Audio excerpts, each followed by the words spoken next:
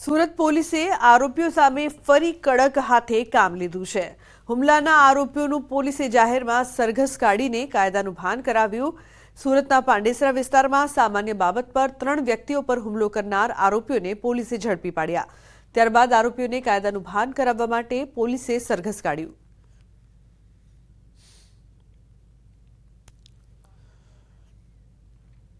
પાટણના ગંજીપીર વિસ્તારમાં ફાયરિંગનો મામલો સામે આવ્યો। ફાયરિંગ કરનાર 2 આરોપીઓને પોલીસે દેશી પિસ્તોલ સાથે ઝડપ્યા। થોડા દિવસ અગાઉ આરોપીઓએ કર્યું હતું ફાયરિંગ। આરોપી સદ્દામ અહેમદ બલોચ અને ફૈઝાન હમીદ જરાદીની પોલીસે ધરપકડ કરી છે। અદાવતમાં એક વ્યક્તિ ઉપર પિસ્તોલથી ફાયરિંગ કર્યું હતું। પોલીસે બંને આરોપીઓનું જાહેરમાં સરઘસ કાઢ્યું છે। ગંજીપીર વિસ્તારમાં લાવીને પોલીસે રિકન્સ્ટ્રક્શન કર્યું છે।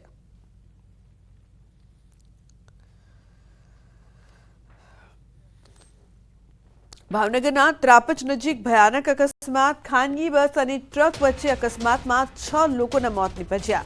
હાઈવે પર બંધ પડેલા ડમ્પરની પાછળ ખાનગી બસ ઘૂસી હતી। 10 કરતાં વધુ લોકોને ઈજા પહોંચતા સારવાર માટે હોસ્પિટલ ખસેડવામાં આવ્યા છે।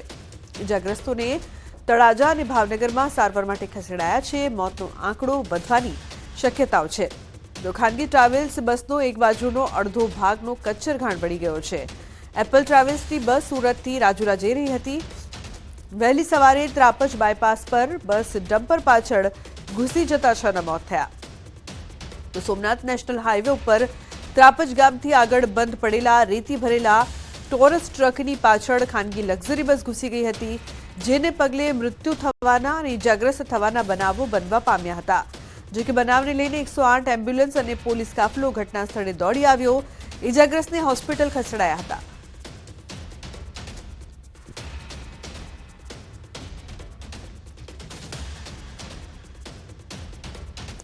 ગીર સોમનાથમાં સિંહ બાળ કૂવામાં ખાબક્યું। સૂત્રાપાડાના લોઢવા ગામની ઘટના। વન વિભાગે કૂવામાંથી સિંહ બાળનું રેસ્ક્યુ કર્યું। સિંહ બાળને રેસ્ક્યુ કરીને જીવિત બહાર કઢાયું। તો સારવાર અર્થે અમરાપુર એનિમલ કેર સેન્ટર લઈ જવાયું છે। તો સિંહ બાળનું રેસ્ક્યુ કરવામાં આવ્યું છે। સૂત્રાપાડાના લોઢવા ગામની આ સમગ્ર ઘટના છે। તો અચાનક સિંહ બાળ કૂવામાં ખાબક્યું હતું, જે બાદ વન વિભાગની ટીમ ત્યાં પહોંચી અને સિંહ બાળનું રેસ્ક્યુ કરીને તેને સલામત રીતે બહાર કાઢવામાં આવ્યું હતું। દિનેશ જોડાયા છે ફોન લાઈન પર વધુ માહિતી આપવા માટે। દિનેશ, શું અપડેટ? જી બિલકુલ, આજે વહેલી સવારની ઘટના છે કે જ્યાં ગીર સોમનાથ જિલ્લાનું એક લોઢવા ગામ છે, ત્યાં આગળ પાણી ભરેલો જે કૂવો છે તેમાં એક સિંહ બાળ છે તે ખાબક્યો હતો। જો કે વહેલી સવારે ખેડૂત ત્યાં વાડીએ જતા તેમના ધ્યાને આવ્યું હતું અને ખેડૂત દ્વારા વન વિભાગને છે તે જાણ કરવામાં આવી હતી અને વન વિભાગ દ્વારા કલાકોના રેસ્ક્યુ બાદ આ સિંહ બાળ છે તેમને જીવિત બહાર કાઢવામાં આવ્યો હતો અને ત્યારબાદ તેમને જે એનિમલ કેર સેન્ટર છે ત્યાં સારવાર અર્થે ખસેડવામાં આવ્યું હતું। લુગના બિલકુલ દિનેશ, આભાર સમગ્ર માહિતી બદલ। તો હવે વાત ખૂંખાર દીપડાના ડરની।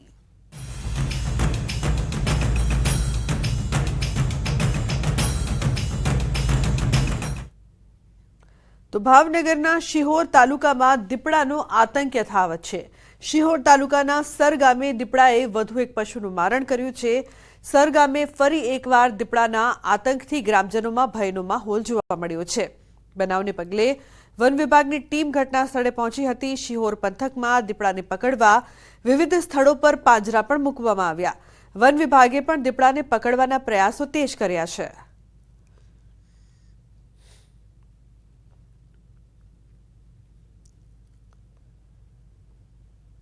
તો દાહોદમાં ફરી એક વખત દીપડો દેખાયો છે। ગરબાડા તાલુકાના નવા ફળિયામાં દીપડો દેખાતા લોકોમાં ભયનો માહોલ ફેલાયો છે।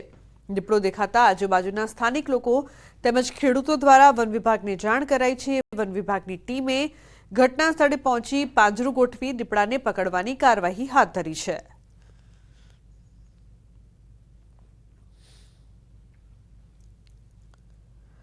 તો સુરતના માંગરોળના નાની નરોલી ગામે શેરડીના ખેતરમાંથી બીમાર હાલતમાં દીપડો નજરે ચડ્યો।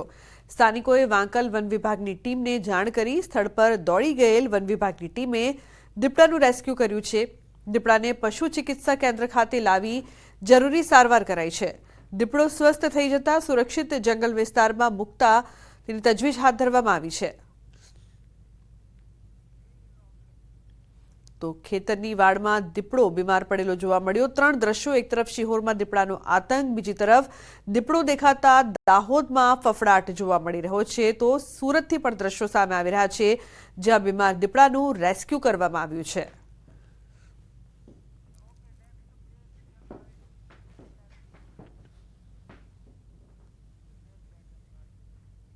તો બુલેટિનમાં હાલ રોકાઈશું એક બ્રેક માટે. આપ જોતા રહો ન્યૂઝ 18 ગુજરાતી.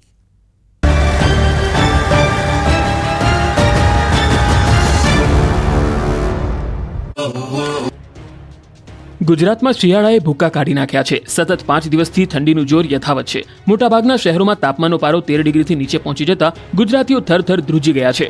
સાથે જ બર્ફીલા પવનોથી લોકો ઠરી ગયા છે, જેના કારણે આખું ગુજરાત જાણે હિલ સ્ટેશન બની ગયું છે. આખો દિવસ વાતાવરણ ઠંડુગાર રહેતા લોકો ગરમ કપડામાં લપેટાઈ રહે છે.